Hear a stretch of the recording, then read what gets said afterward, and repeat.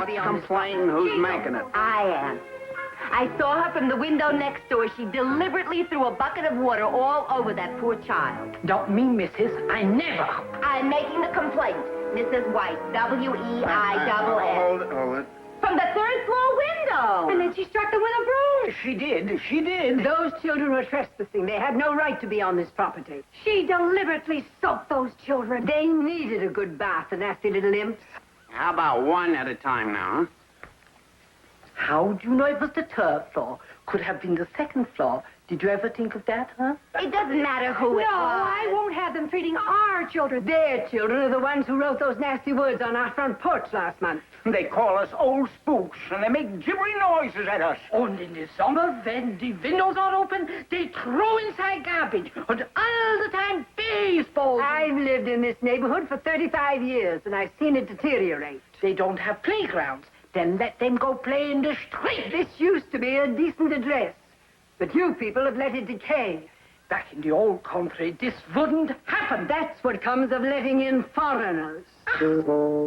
Aren't you going to arrest anybody? If I catch anybody swinging a stick at those kids, I might just do that.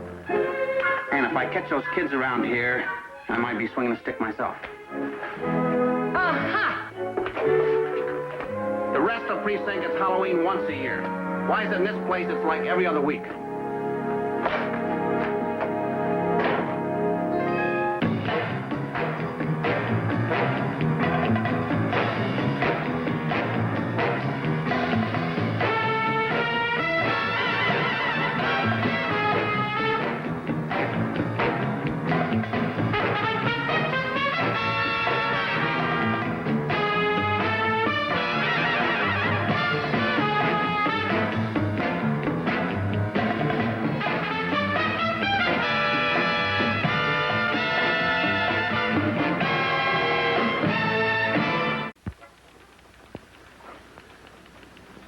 No, lo siento, no cambiamos los cheques de manutención gratuita, Por nada. I'm terribly sorry. What were you saying? Oh, Mr. Cavan here is the owner, as well as a member of our neighborhood association. He has that old house on the market, and if it's sold, these poor old souls might have no place to go. So we thought, as our association project, if you could help relocate them, well, it's the least we can do. Let's see. Your project is to do your least, and ours is to do our best. Is that it? What do you mean, Mr. Brock? Well, it's possible we could get a priority for these people from the housing authority, but there are never enough units to go around. That means that they'd just be uprooted and transplanted all over the city. But, as you say, the least you can do. Well, it's better than being out in the street, isn't it? That depends on the street. And if the neighbors are friendly enough, then we'll take you in. Mr. Cavan, you own other buildings in Fordham Heights, don't you? Yeah, I do. Well, why don't you find some room for these people? Well, the truth is, I'm going to be honest with you, Mr. Brock. What we got here is a bunch of weirdos. See, the other neighbors, well, they don't like them very much, and if I were to move those spooks into one of my other properties, the tenants there'd start to scream. You know what I mean. In other words, you just want to get rid of them, That's not fair, Mr. Brock. We hope that if Mr. Cavan here can sell the property, we can get a nice modern supermarket in there. As is now, we have to go blocks away for our shopping. That's right. The Karma Foods people want to put a new store in there. Of course, it might be what you call a little inconvenient for them, 5 people. But think what it'll mean to 300 families. Well, now, that's the greatest good for the greatest number, isn't it? That's what it says in the Constitution, doesn't it? Approximately. But it also guarantees the rights of individuals, including those you call spooks. I assume that you've informed them of your deep concern for their welfare? Yeah, sure. Well, my office sent them letters that their leases weren't being renewed. Well, the point is, I got a haunted house on my hands. Even the zoning board will have to admit that. Zoning board? Well, yeah,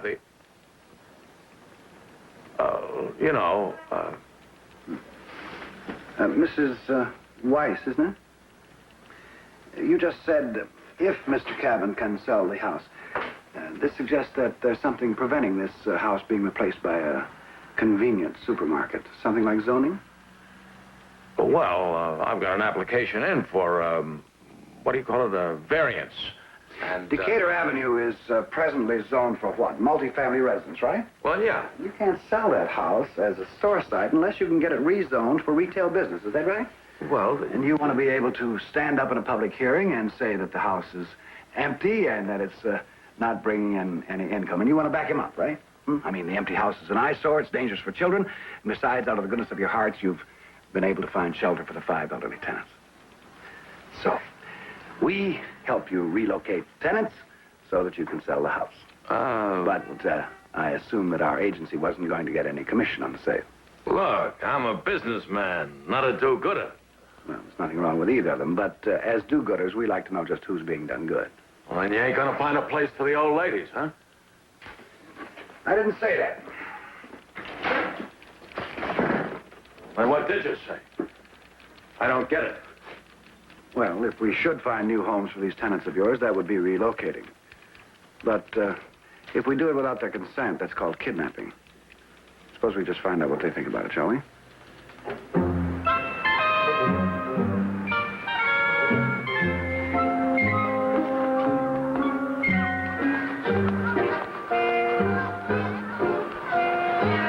Creeps live here.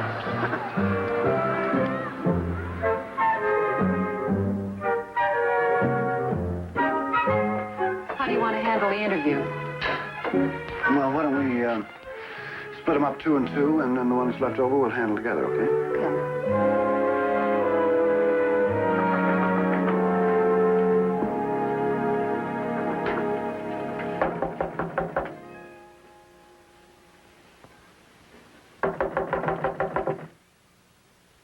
Who are you? What do you want?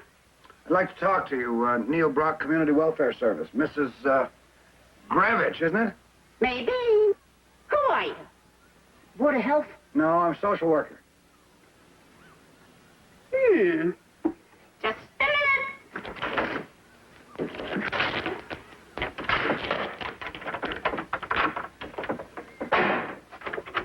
Come in, come in.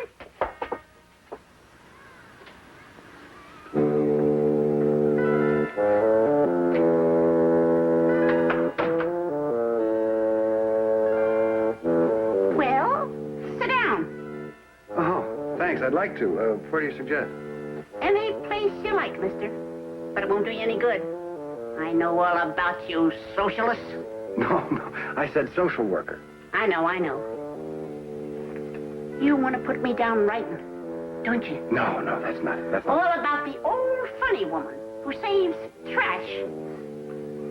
Well, take a good look, mister. Makes your eyes bug out, don't it? Oh, I don't know. I've Real mess, ain't it? got a closet at home. It's not much better than this. Ha! Folks only think it's trash.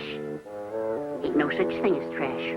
Anything don't have value if you hold on to it long enough. I suppose that's true. I was just thinking, though, supposing you have to move. April the 23rd, 1950. The World Telegram and Sun. Maybe the only one left in the city. Don't tell me that ain't worth something. I wouldn't take $100 for it. Now, what I was saying was that... I know what you were saying. They said you're here to get me to move, didn't they? No, the reason I came here... And if I don't move, they'll come and put me and my collection out. That's it, ain't it? Well, you just tell them to watch out for them strings. One of them's tied to a dirty big shotgun. And you know something?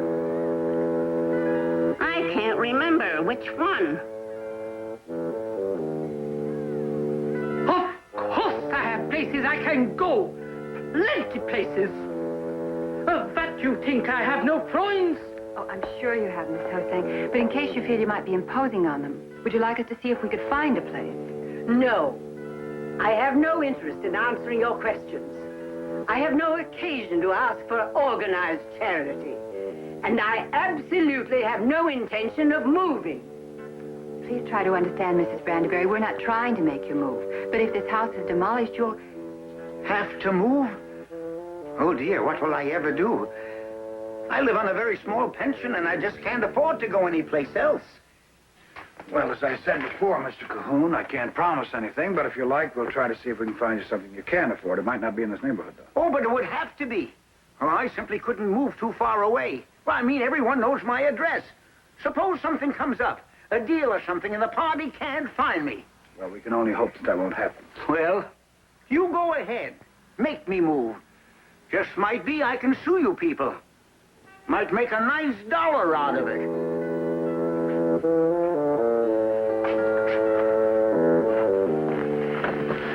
Now, hold on. It's nothing out of your pocket. So why don't you just go ahead?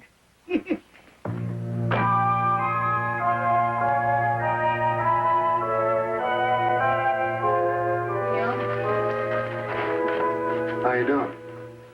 Great. One of them won't believe she'll have to move. The other one threw me out. How about you? Oh, I got you beat. We found the sister of the Collier brothers. Not only won't she move, she's got the place booby-trapped. The guy in here just threatened to sue us. We're about due for a face full of boiling water. You better stand back. Who's this one, do you know? Name's Harriet Allen. The other tenants consider her an eccentric. Oh, boy, if they think so. She's a recluse, never leaves her room. Apparently never answers her door. I suppose we'll have to write her a letter or something. Maybe she... Won't you come in, please?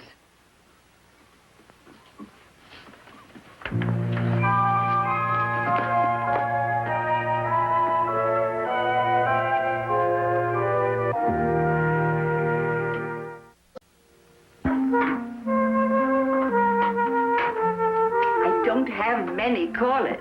At least, none that I would open my door to. Not many people are gracious enough to call on the correct afternoons. When is that?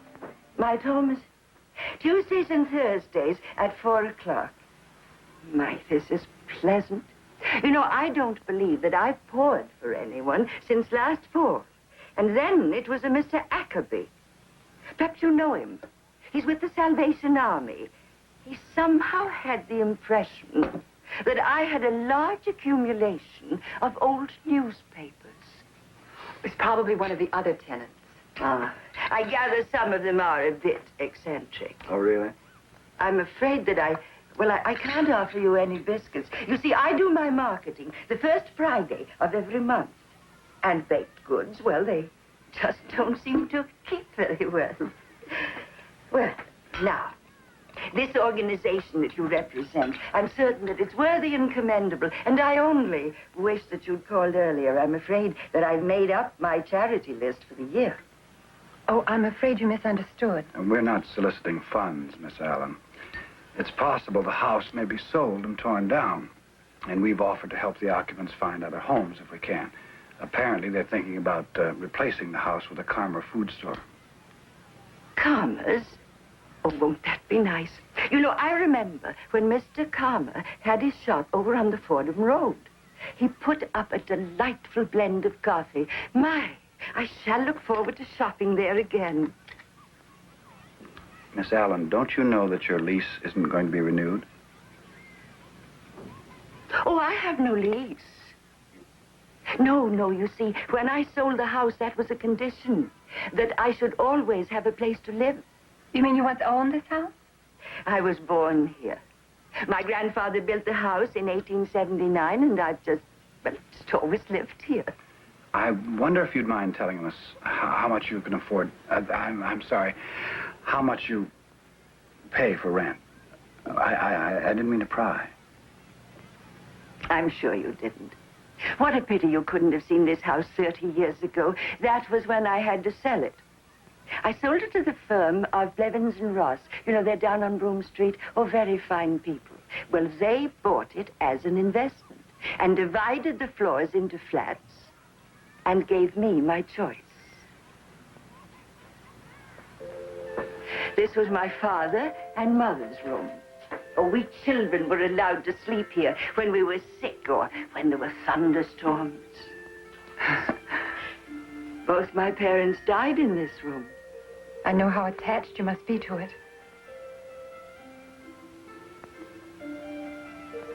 My mother's garden was almost famous. There used to be a sort of porte cochere on the side of the veranda. And when you drove up in a carriage, you had to go through what seemed like a tunnel of trellised roses. And there was always the fragrance of mimosa. Do you know that Mr. Samuel Clemens once took a whole basket of mimosa back to Hartford with him so that he could press it in his books, and his library would always remind him of the ivory tower. The house was painted white then, even the roof. And my father was editor of the Gotham Review.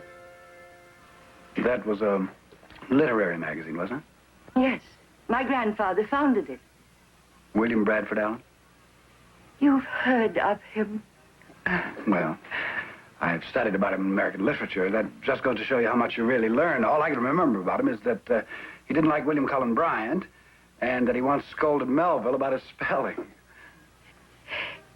Did you ever read Mr. Melville's Ivory Tower? Well, it was set in England, but we always knew it was about this house. Oh, my. This was a lovely room.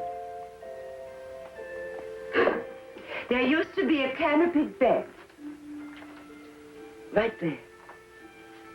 And we would put one of Mother's tapestried chairs on it, and Evelina, that's my elder sister, would sit on it with an orange in one hand and a curtain rod in the other. And she was Isabella of Castile. And we had to curtsy and back out of the room. Mr. Winslow Homer once painted Evelina here. Miss Allen, we know how you must feel about this house. But we must try to make you understand that it might have to be torn down. Torn down? I don't understand. Why? The owner, Mr. Cavan, has an opportunity to sell it as a store site. You didn't tell me. When we came in. Well, who's this Mr. Cavan? I sold the house to Blevins and Ross.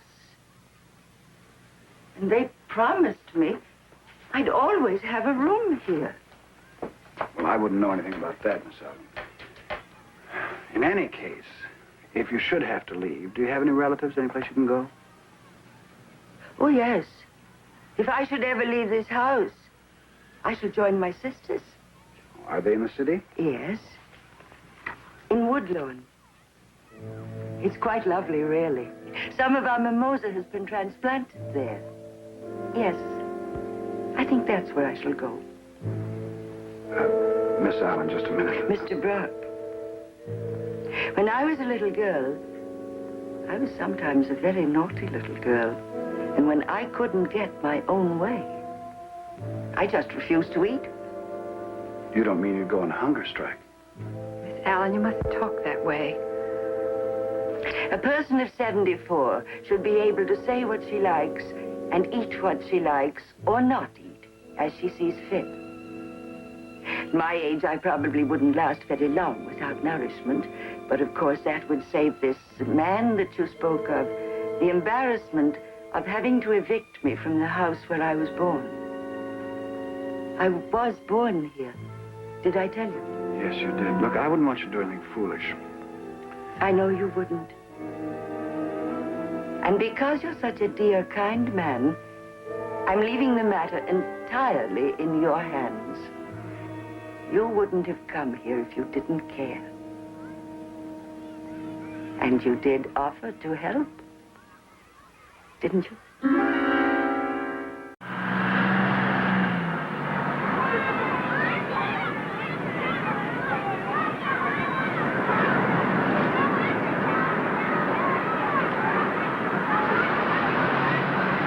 Relocating them old people, huh? Yeah, we have to if we can.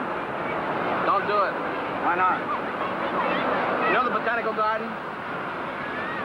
You go over there and you pick a great big stinking flower. Take it up to 190th Street, to a vacant lot. You move to what? Maybe 3 blocks. What happens? Well, I can guess. Well, what's your point? The same thing with people. Put them in a different neighborhood and it's all changed. The air, the smells, the neighbors, even the aggravations are different. I know. I had a mother-in-law, God rest her soul. They built a project in her neighborhood. They moved her not even out of the parish, 3 blocks away. In 6.5 lousy months. Goodbye, Charlie. Considering the hard time these people give you, you seem pretty sympathetic to them. You know why? You might not believe this, but I'm almost 32 years old. Well, I can understand your concern. I was hoping to get some tips from you. You wouldn't know if any of these old people have any relatives that might take them in. Search me. We don't keep a sheet on them or anything. It's not like we ever booked any of them. You know, it's like you would never throw Mother McCree in the can. Won't they tell you anything? Not much. Either they don't really understand their problem or they don't trust me. Let me give you a professional tip. In every gang, there's have to be someone who'll talk just to see how much trouble they can stir up. A natural-born fink. First off, you take that garbage lady. I saw a letter she got from Valhalla, New York. Had the same name on it as hers. Gravage. And then there's that la-di-da one, always bragging. She's got relations in Cleveland. No, I understand. Yes, I understand. No, of course not. Not in circumstances like these. Yes, sir. Well, that's perfectly all right. I'm very, very sorry I bothered. And goodbye. Mrs. Brandyberry's nephew. Glad to take her in, but it wouldn't be fair to my wife and 5 children. 4 children. What about the others? Well, Miss Holstang, I can't even find any family at all for her. They're probably still back in the old country. Wanted to move in with her. Mrs. Gravich has got a brother in a nursing home and a granddaughter who threatens to move if she even shows up in Boston. Becky, whatever happened to the old-fashioned 3-generation family? You know, the grandpa's chair by the radiator and a clean spot on the oilcloth for Aunt Martha? That went out with 6-room flats. Let's face it, Neil, this is going to be one of our problems. Science keeps increasing our lifespan. What are we supposed to do with these golden years in a teenage culture? I feel subversive being over 25. You are? Well, I've got quite a little ways to go myself. Yeah, all right, I see he's busy. This'll take just a minute. See here, Brock, what gives? It's been 2 weeks now you was gonna move them spooks out. How am I gonna sell my property? And I told you this was a welfare agency, not a real estate agency. All right, all right. Try to be a nice guy. I could do it my own way, you know? There's one of them I can get rid of myself tomorrow, that Mrs. Gravich, or I could turn up for being a nut. You a psychiatrist, Miss Cabin? Who needs to be? She saves pieces of paper. Big pieces. If she saves small pieces, she'd be a stamp collector. You're trying to make me out some kind of a louse, aren't you? Yes, you are. Well, I'm the louse that never raised their rent, them old people. I'm the louse that for 3 years carried that dump and kept it up so they can live in it, when no place else in the city would take care of them with the money they can afford to pay. Sure, they're human beings and they deserve some consideration. But does it ever occur to you guys that landlords got rights, too? I got a chance to make a small profit. I never got rich off those people, and I ain't about to now. But I got a right to ask them to move. Even if I was a louse, I got a right. I know you do, Mr. Cabin. I realize that. And we've tried to find them other rooms. But for reasons which you and I may or may not understand, they don't want to leave. And I can't find any convincing reason why they should be uprooted and replaced by Karmer's Supermarket. All right. All right, but I tell you this. If the zoning board okays my application, that house comes down. And if them old crocks are still in it, the city has to put them in an institution. You get the credit. You're the louse, not me.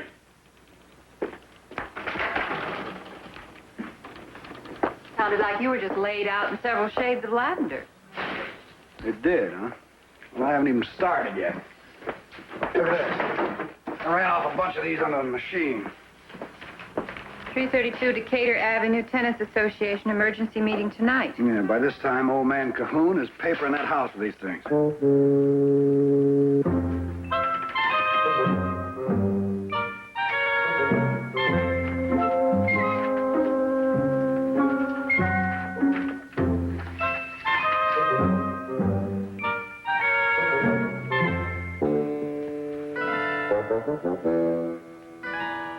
The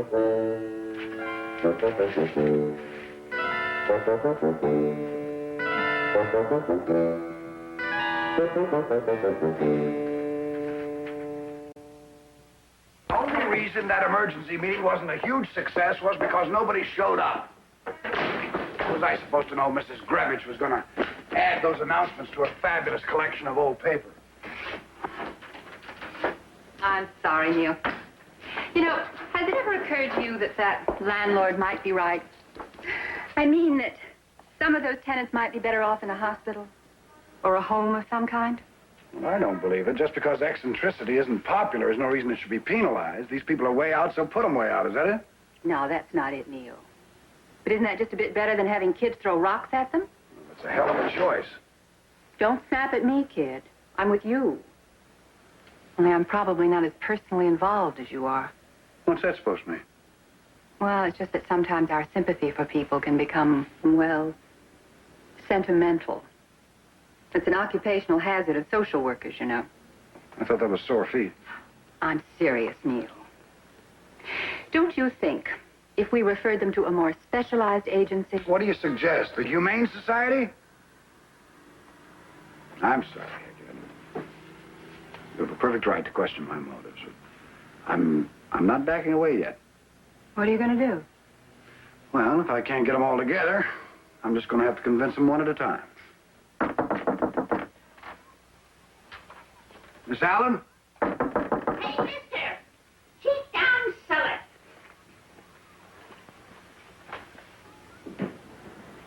She's down cellar where she always goes. Thank you, Miss Grevich.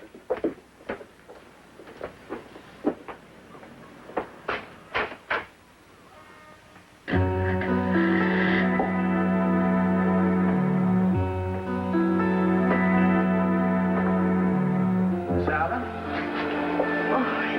I've been looking for you. Yes, I know you have. I saw you coming to the house. I'm afraid I ran away. I'm not very proud of myself, Mr. Brock, but you see, ever since I was a little girl, I've always hid from my troubles down here. In the cellar? In Grandfather's study. Here, let me help you. Oh, thank you very much. You see, he and my father found this was the best place to work.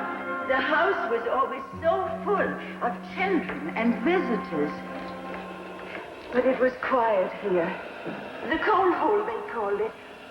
My father had a page in the Gotham Review called Notes from the Coal Hole of the Ivory Tower. I was supposed to have this part of the cellar for storing my things. But instead, I've kept it just the way it used to be.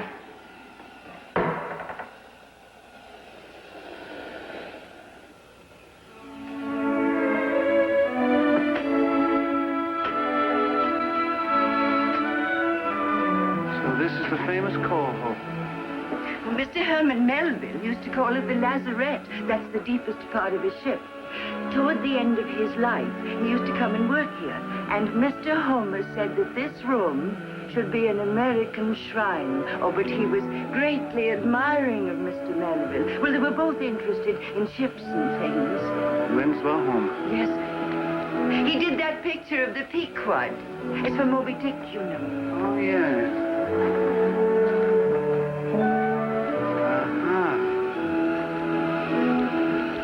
Now, that's the, Julia from Hulu. What do we got over here? Looks like, Billy Budd's Indomitable. I know this one, that's the, Never Sink from, White Jacket. That's the one from, Taipei. Don't tell me now. The Dolly. Huh. Down here. What's this? Oh, that's Mr. Melville working. My father used to say that more real literature came out of the coffee pot than the inkwell. Miss Allen, do you have any idea what you've got here? Oh, they're just rough sketches. Mr. Homer sort of dashed them off right on the whitewash with some old house paint. I think he'd had a teeny bit too much sherry. This is not only the workroom of one of America's great novelists, it's also the gallery of one of America's great artists. And they want to tear it down for a supermarket. Do you think they really will, Mr. Pratt?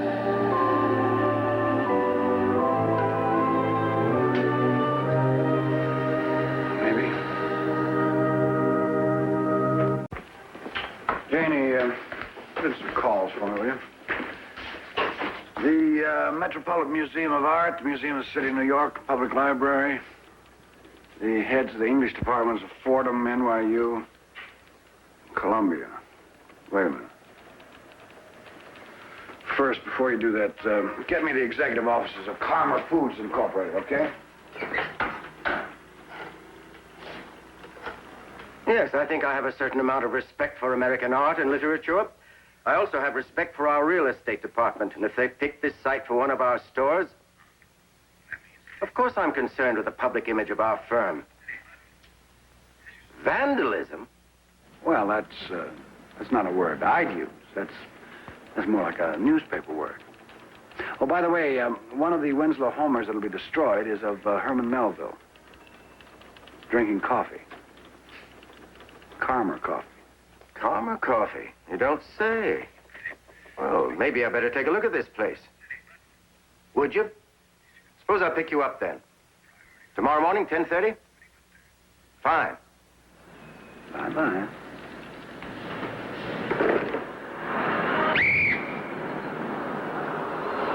We should be arriving at 11 o'clock. Do you think the captain will go for it? Willie, when he heard what was going in there, I thought he was going to crawl up the wall. He said it'd make an ordinary traffic jam look like a buffalo stampede. Good, let's go talk to him. Hey, be sure to mention about the old people. He'll dig that. See, he's a little over 40 himself.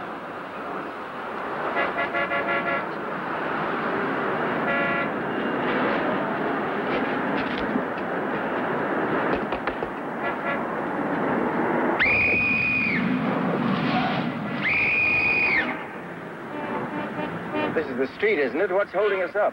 Oh, this is a speed run. You ought to see it when the congestion starts. Oh, it's 11 o'clock. That's our heaviest shopping hour. Can you imagine what this is going to be like when there's a 2-for-1 sale on lamb chops? Oh, well, pass that fella, will you? I wouldn't do that. It's a one-way street, alternate side parking, no passing. Oh. Well, pull in someplace. Why don't you just let us off here and you can keep driving around the block?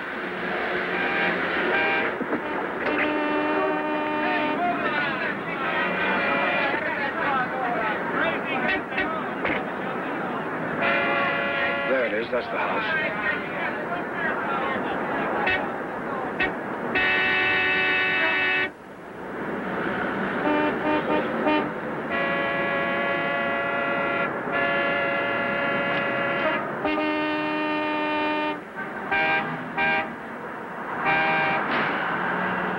Do the newspapers know anything about this?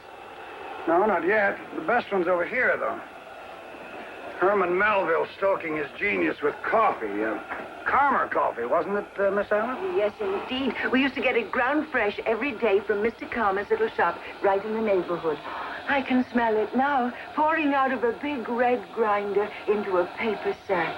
Really? That is my grandfather, you know. He started the firm with that shop. Make a nice label. Yes, by George, it would.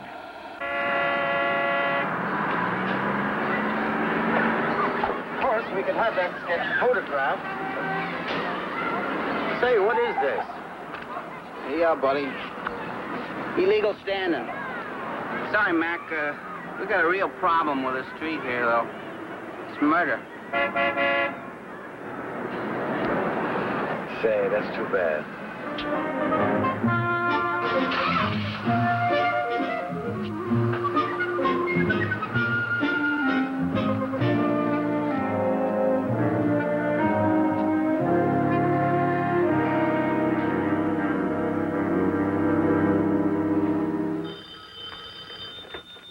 Community Welfare Service, good afternoon. One moment, please. Mr. Cabot. Now, Rita. Yes, Mr. Cabin. All right. Who is Herman Melville? Well, he was an author. He wrote Moby Dick. That was a novel. They made it into a movie. I don't care if he wrote Mickey the Mouse. I don't like the mail I've been getting. Here's a guy I don't even know. In the name of Herman Melville, I'd like to take a 10-foot harpoon, a blunt 10-foot harpoon. Me and these ain't nice. They make out I'm a rat and want to sell my own property. Look, friend, there ain't you or the newspapers or the Louisa M. Walcott Study Circle going to keep me from disposing of that property. And if you don't believe me, Mr. Wise Guy, social worker, you just show up at the zoning board hearing tomorrow. And I'm going to have a big, fat surprise for you.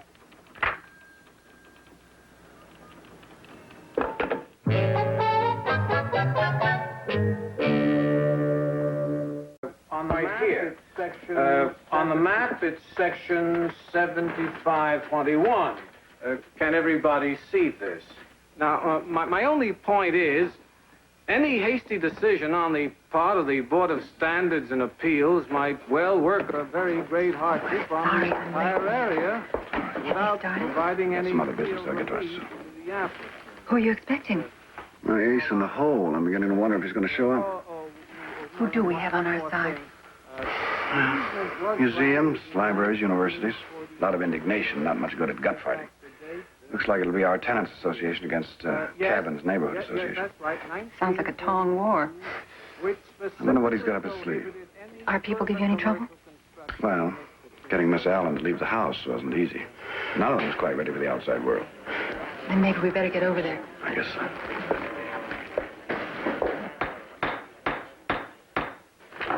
Board of Standards and Appeal and all interested parties are now asked to consider the following application for variance. Petition by Mr. Kevin to the effect that permission be granted to allow non-conforming use of the property for the purposes of conducting commercial business.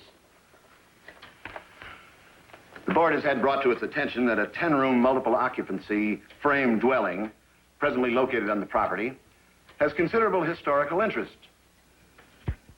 Mr. Chairman, I'd like to say something about that, if I may. Will you identify yourself, please? I'm Mrs. Augustus Weiss, 390 Decatur Avenue in the Bronx, and I represent the Decatur Avenue Neighborhood Association. And I would like to say this. Since the newspapers started making such a fuss over that house, calling it the Ivory Tower and everything, there has been a steady stream of sightseers and visitors, including quite a few school children. Some of we mothers became quite concerned, and so we asked the borough president if he would get the city to send a man to investigate and see if the premises, were safe for all that kind of traffic. Is Mr. Cabin present? I'm here. Mr. Francis M. Cabin, 1700 Fordham Road, Bronx, New York. I have here a copy of a show cause order, which we apparently served on you yesterday. Yes, sir, that's right. It requires that you show cause why condemnation proceedings should not be brought against this dwelling at 332 Decatur. Do you wish to speak to that? Well, I'm sorry to have to say, Mr. Chairman, that me and my staff, we figured out just what it cost to put that house back in condition. Here comes your surprise.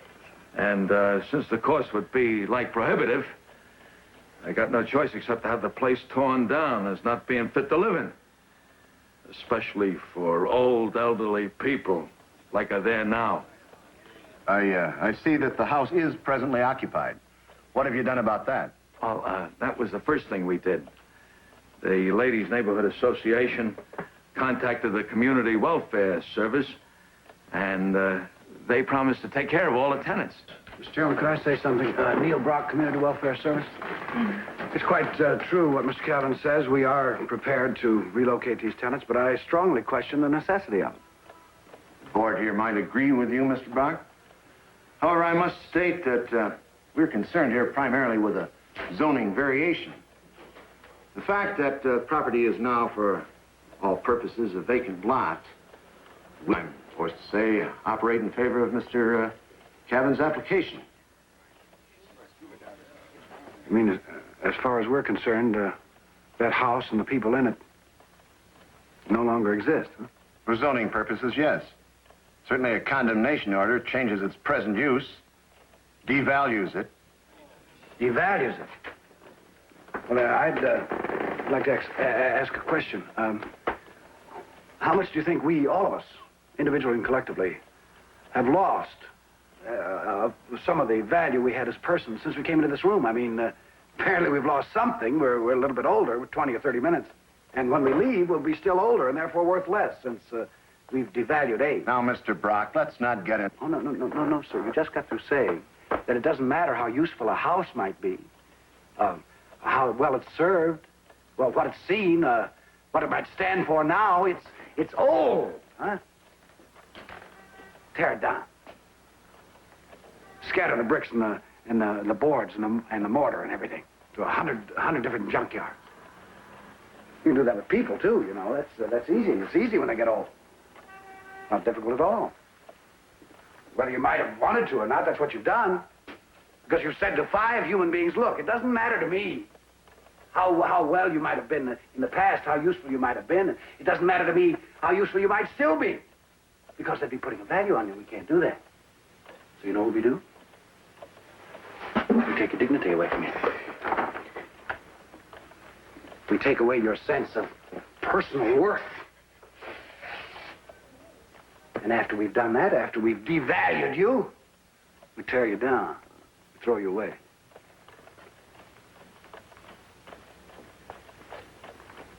You know what we put up in your place where you were? A supermarket.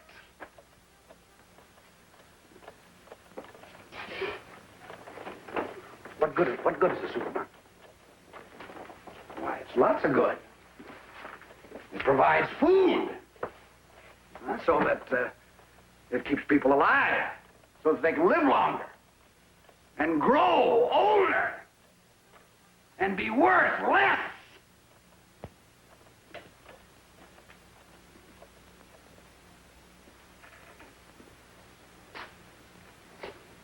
Why? I don't know the answer, but I thought I'd ask the question.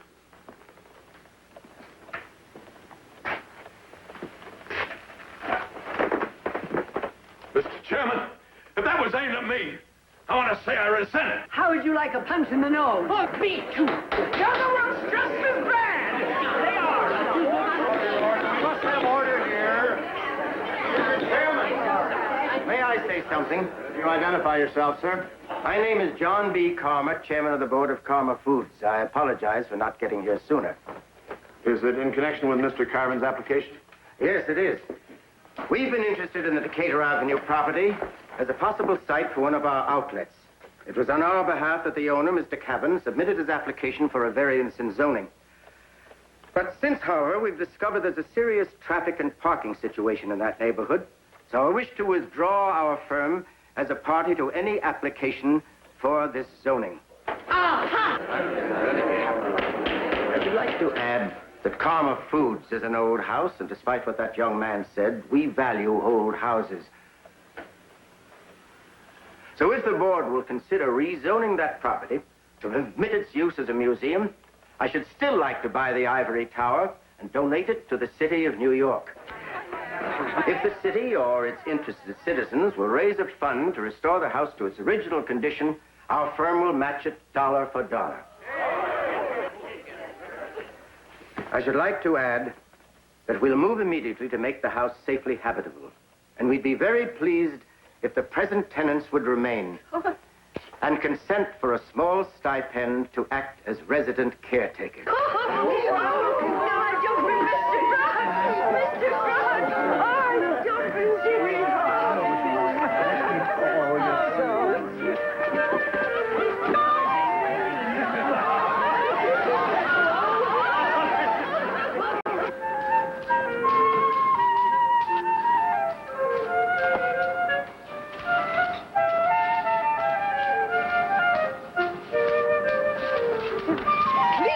The outside of this place will be clean.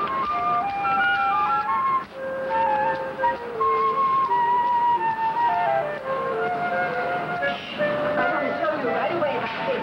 Because this part used to eat pebbles. White pebbles, you understand? Well, you're just loading the kids' slingshots, that's all. Listen, don't forget the mimosa. Good afternoon, ladies. Oh, why, Mr. Brock!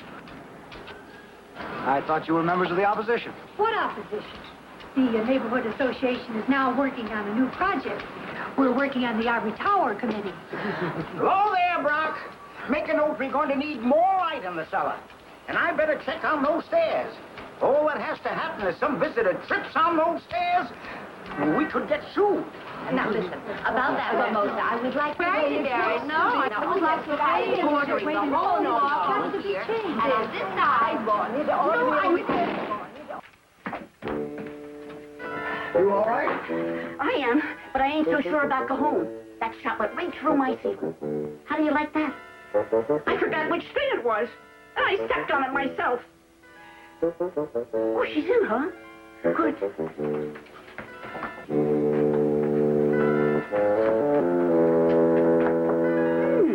Afternoon tea, huh? Well, you can't have that without the evening paper. You know, there's nothing wrong with you, Missy, except, you ain't very up-to-date. But don't you worry. From now on, I'm delivering your paper regular.